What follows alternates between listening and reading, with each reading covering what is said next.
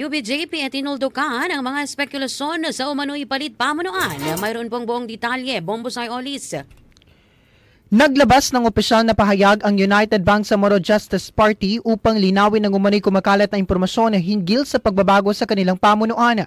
Sa inilabas na public statement, iginiit ng UBJP na nananatiling buo at hindi nagbabago ang kasalukuyang hanay ng mga opisyal sa partido. Ayon sa kanila, magpapatuloy sa tungkulin ng mga ito hanggang sa formal na mahalal ang kanilang mga kapalit sa pamamagitan ng General Assembly na regular na sinasagawa ng organisasyon. Binigyang diin na walang sinumang individual o grupo ang may otoridad na magpahayag ng taliwas dito. Mariinding itinanggi ng partido ang mga ulat na may pagbabago sa kanilang leadership structure na kanilang tinawag na mali at mapalinlang.